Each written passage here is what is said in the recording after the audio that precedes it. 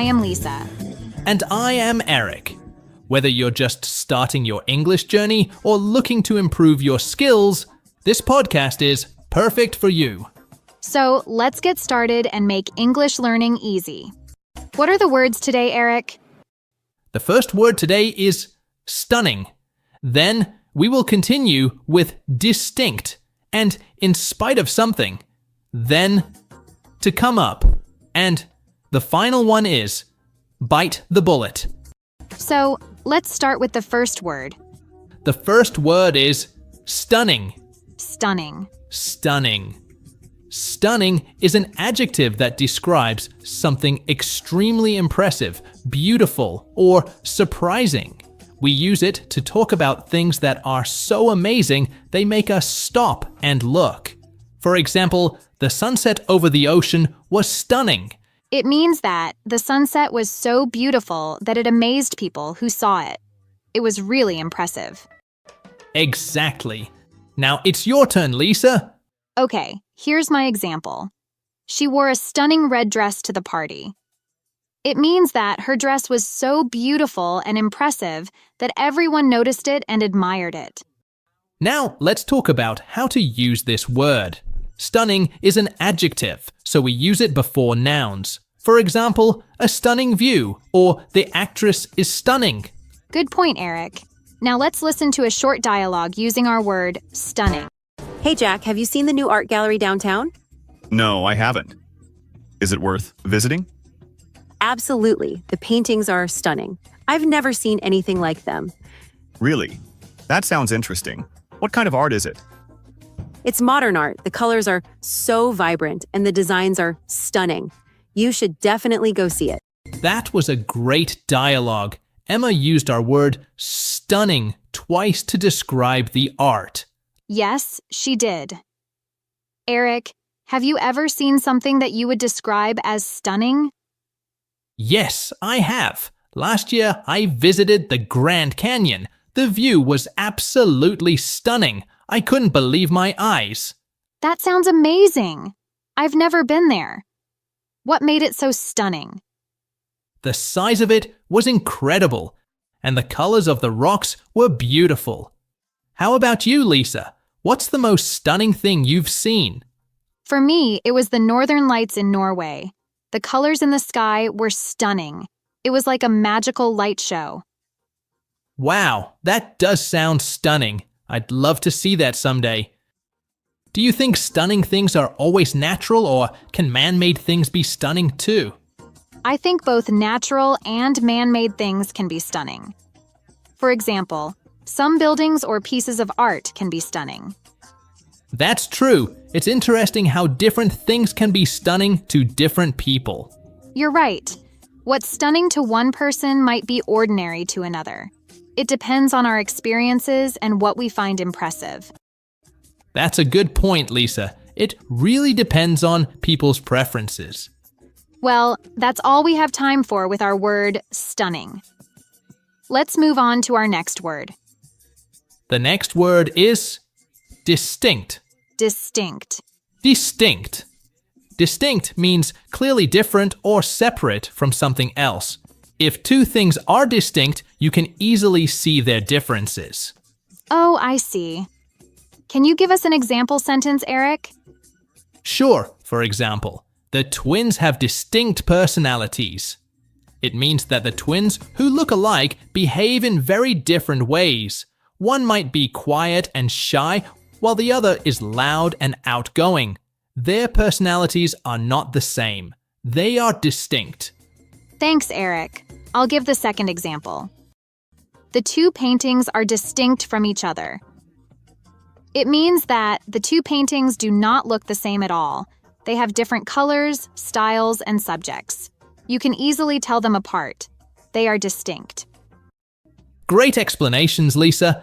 Now, let's talk about a small grammar point. When we use distinct, we often use it with the preposition from. For example, we say distinct from something. Yes, that's important to know. Now let's move on to our sample dialogue. Wow, Jane, these two paintings are so different.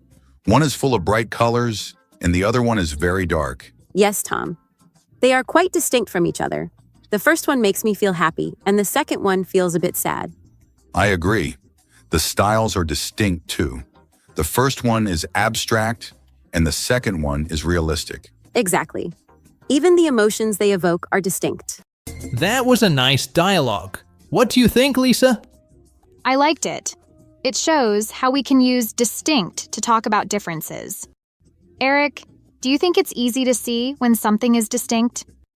Sometimes it is, especially when the differences are big, but other times you have to look carefully. What about you, Lisa? Can you think of something distinct in your daily life? Yes, my two cats are distinct. One is very playful and the other is very lazy. They also have distinct colors.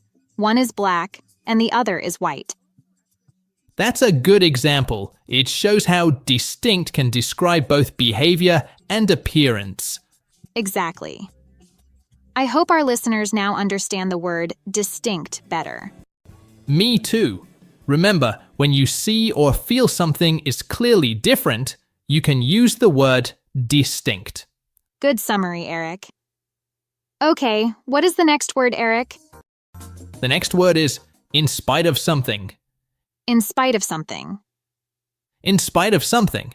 In spite of something is a phrase we use to show that something happens even though there is a problem or difficulty. It's similar to despite.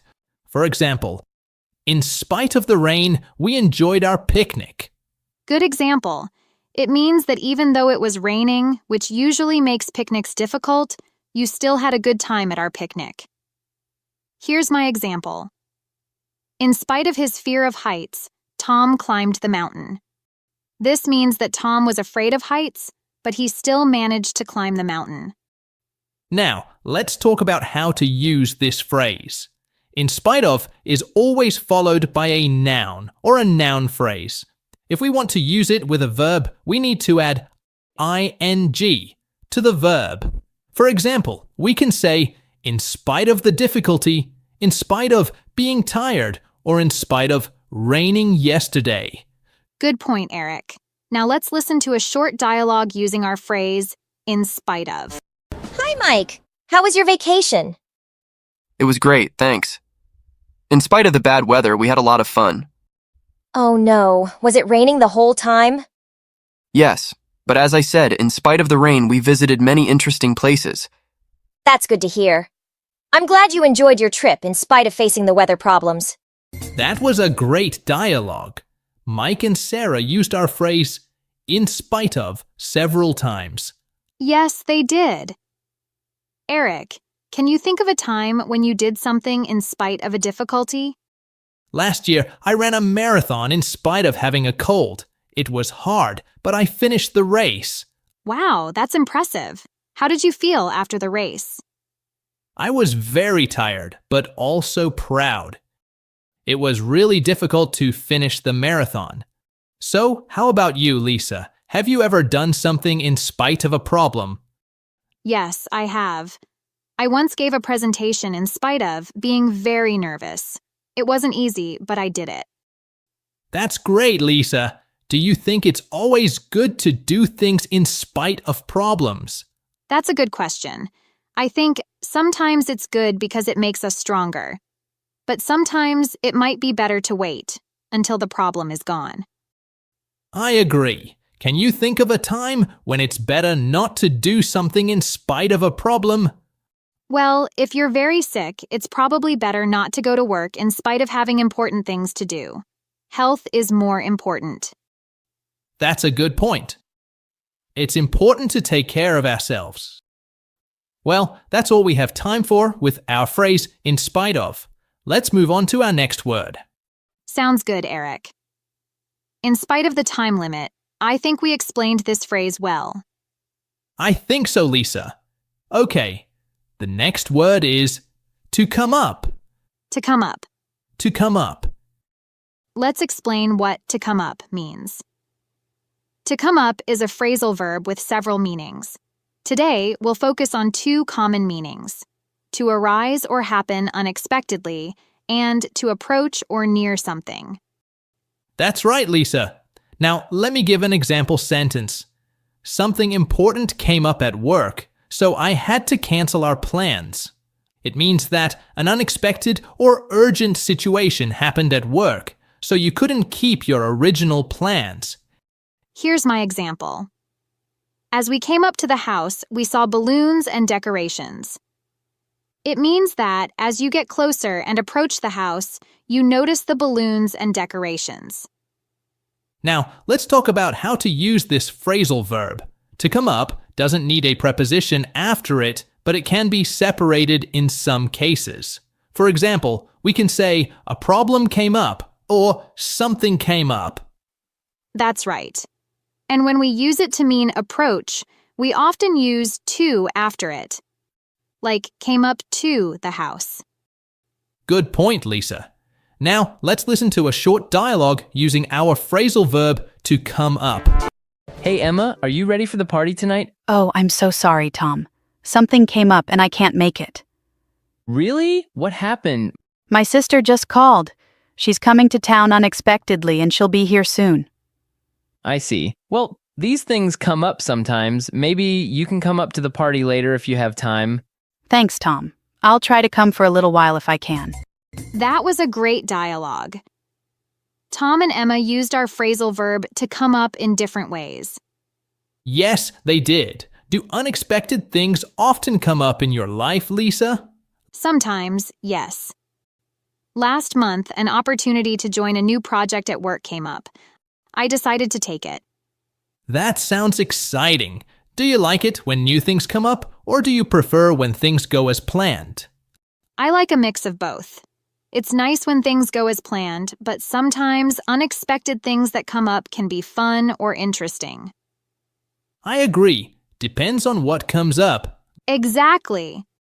Well, that's all we have time for with our phrasal verb, to come up.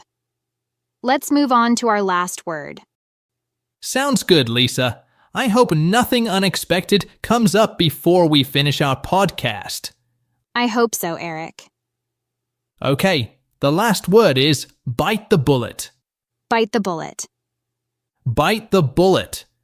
This phrase is an idiom and it means to do something difficult or unpleasant that you've been avoiding, but you know you must do it. That's right, Eric. When we bite the bullet, we decide to face a tough situation instead of putting it off. Let's give some examples to help our listeners understand better. Sure, here's my example. I finally bit the bullet and went to the dentist. It means that I decided to go to the dentist even though I didn't want to because I knew it was necessary. Good example. Here's mine. She bit the bullet and told her boss she was quitting. It means that she finally told her boss she was leaving her job even though it was hard to do. Now, let's use bite the bullet in a short dialogue. Hey Emma, have you started packing for your move yet? Not yet, Tom. I've been putting it off because it's such a big job. I understand, but you're moving next week. Maybe it's time to bite the bullet and start packing. You're right. I need to bite the bullet and get it done. Can you help me this weekend? That was a good dialogue, Lisa. It shows how we use bite the bullet when we decide to do something difficult. Yes, it does. Eric, have you ever had to bite the bullet for something? Yes, Lisa. Last month, I had to bite the bullet and clean out my garage. I had been avoiding it for a long time. It was hard work, but I was happy I finally did it. The garage looks much better now. That's often how we feel after we bite the bullet. It's hard at first, but we feel good afterward. Do you think it's always good to bite the bullet, Eric? Well, Lisa, usually it is. But if you're unsure about a big decision, like changing jobs, it might be better to think about it more before making it. Well said, Eric. Sometimes we need more time to make important choices. Well, that's all we have time for with our idiom Bite the Bullet and our podcast. We hope you learned something new today. See you next time. Bye-bye. I am Lisa. And I am Eric. If you want to improve your English, this podcast is perfect for you. So, let's get started and make English learning easy. Before we continue, I would like to tell our followers that if there are any words, idioms, or phrasal verbs that they would like to learn, they can write them in the comments section so that we can easily explain them in the next episodes. One of our followers requested that we explain one of today's words, lead to. We'll explain it in this podcast. His name is Afshan Farouk. Thank you for your contribution, Afshan Farouk. Great news! Yes, followers, we can't wait to hear the words you want us to explain. Okay, let's start, Eric. The first word today is cruel. Then we will continue with to brag and take part in something. Then lead to something. And the final one is beat around the bush. The first word is cruel. Cruel. Cruel. Cruel means very unkind and causing pain or suffering to others on purpose. That's right, Lisa. When someone is cruel, they do things that hurt other people or animals, and they don't care about the pain they cause. Let's give some examples to help our listeners understand better. Here's an example. It is cruel to laugh at someone when they are sad. It means that making fun of someone who is feeling sad is very unkind and hurtful. Good example. Here's mine. It's cruel to leave a dog outside in very cold weather. It means that leaving a dog in the cold is very unkind and can cause the dog to suffer, which is not right. Good example, Eric. Now, let's talk a bit about the grammar. Cruel is an adjective, so it describes a noun. We often use to after cruel to show who or what is affected. For example, cruel to animals, or cruel to each other. Yes, that's important to remember. Now, let's use cruel in a short dialogue. Hey Sarah, did you hear about the new rules at the animal shelter? No, Tom. What's happening? They're going to punish people who are cruel to animals. Being cruel to animals is terrible. What kind of punishment will they get? I'm not sure, but I hope it stops people from being cruel to helpless animals. Me too. No one should be cruel to any living thing. That was a good dialogue, Lisa. Yes, it does. Eric, have you ever seen someone being cruel? Unfortunately, yes, Lisa. Once I saw a group of kids being cruel to a cat. They were throwing stones at it. Oh no, that's terrible. What did you do? I told them to stop and explained why it was cruel. Then I helped the cat find a safe place. That was kind of you, Eric. It's important to speak up when we see cruel behavior. You're right, Lisa. It's important for our listeners to know that we can use cruel to describe people, actions, or situations. Good point, Eric. And we often use cruel to when talking about who or what is affected. For example, he was cruel to his little sister. I think our listeners now understand what cruel means and why it's so important to be kind instead. Yes, I agree. They can use this word to describe very unkind actions or people, but let's hope they don't see cruelty often. Absolutely, Lisa. Kindness is always better than cruelty. Well said, Eric. Shall we move on to our next word? Let's do that. We've explained cruel well, and our listeners are ready for a new word to learn. Okay, the next word is to brag. To brag. To brag. To brag means to talk proudly about your success or possessions in a way that makes other people feel impressed or jealous. Got it. Can you give us an example sentence using to brag? Sure, here's an example. My friend always brags about his new car and how much it costs. It means that my friend is talking proudly about his new car and how expensive it is in a way that makes other people feel impressed or jealous. Okay, that makes sense. Now let me give another example sentence. She brags about her perfect grades, but she never helps anyone else in the class. It means that she talks proudly about her good grades, but she doesn't help her classmates who might be struggling. It's a great example. One thing to note is that to brag is usually used with the preposition about. Someone brag about something. Good point. All right, let's move on to a sample dialogue using the word to brag. Did you hear that? John got a new job at a big tech company? Yeah, I did. He's been bragging about it non-stop on social media. I know, it's so annoying. He acts like he's the only one who's ever gotten a good job. Exactly. He needs to learn that. Not everyone wants to hear him brag all the time. Totally. I'm happy for him, but he could be a little more humble about it. Okay, that's a useful example of using to brag in a conversation.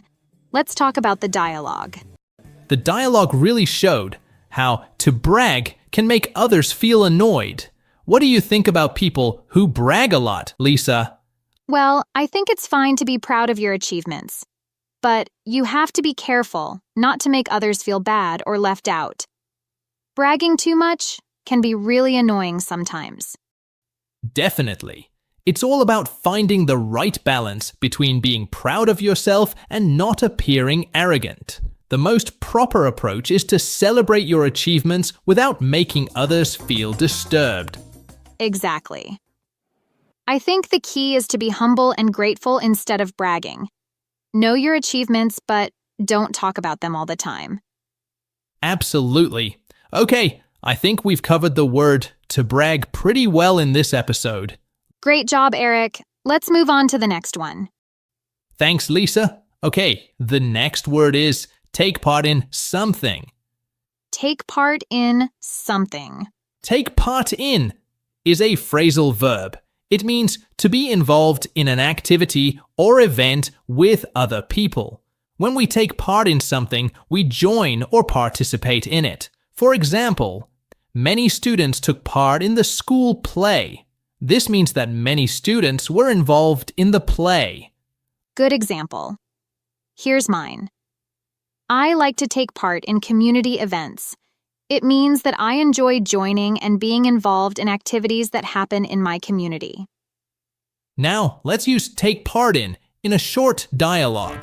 Hi, Emma. Are you free this Saturday? I'm not sure, Jack. Why do you ask? There's a charity run in the park. I was wondering if you'd like to take part in it with me. That sounds fun. I've never taken part in a charity run before. What do I need to do? Just bring comfortable clothes and shoes. Anyone can take part in the run, even if they're not fast runners.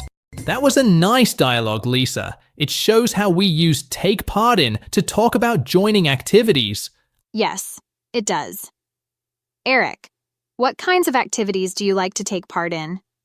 I enjoy taking part in sports events. Last month, I took part in a local soccer tournament. How about you? That sounds fun. I like to take part in cooking classes. I took part in a baking class last week and learned to make bread. That's interesting. It's important for our listeners to know that we usually use a noun or noun phrase. For example, take part in a race or take part in the discussion. So our listeners can use this phrase for many different situations? Exactly. It's a very useful phrase for talking about joining any kind of activity. I think taking part in things is a great way to meet new people and learn new skills. Don't you agree, Eric? Absolutely, Lisa. Taking part in activities helps us make friends and try new experiences. Well, I think our listeners now have a good understanding of how to use take part in correctly. Shall we move on to our next word? Yes, we've covered take part in well, and our listeners are ready for the next challenge. The next word is lead to something. Lead to something. Lead to something.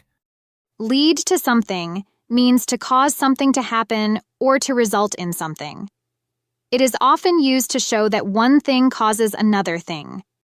Yes, and it's important to note that lead is followed by the preposition to. Now, let's look at some example sentences. I'll go first.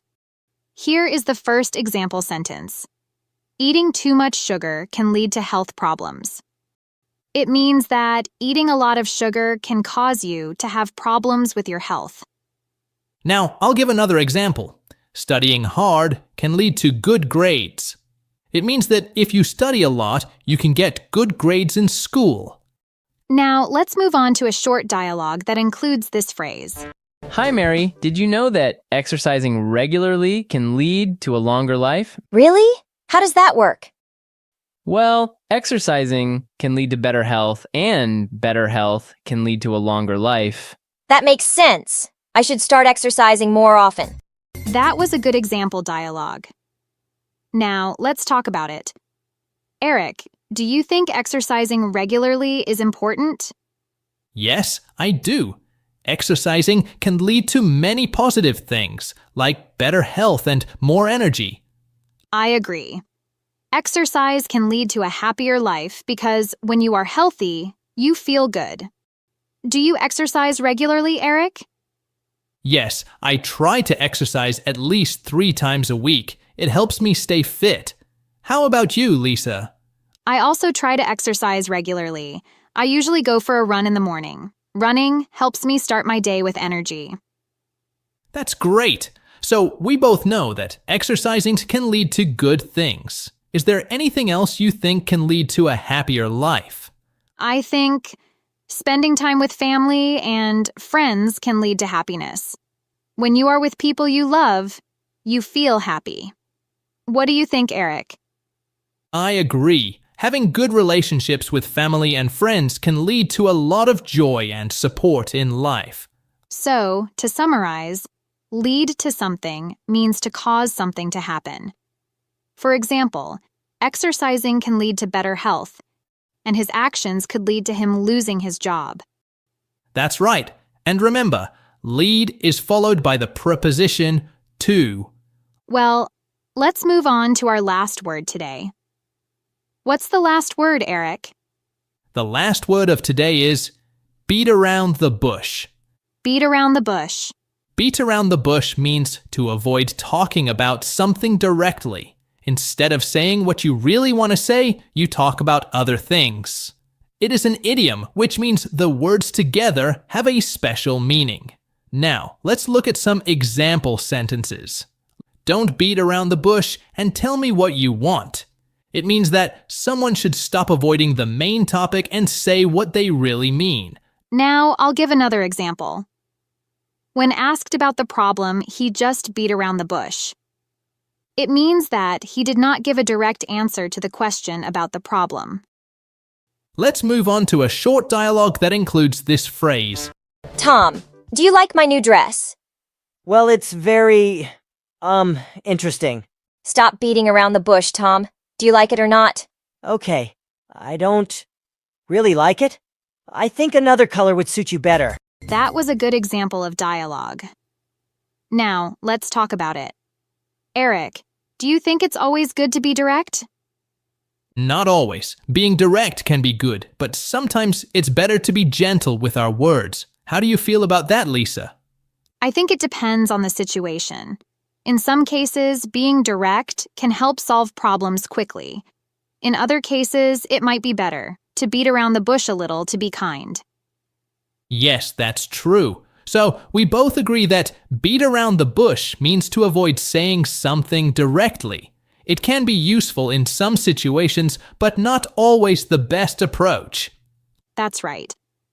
And remember, beat around the bush is an idiom, so the words together have a special meaning. Well, we have reached the end of our podcast. We hope you have learned new words. See you next time. Bye-bye.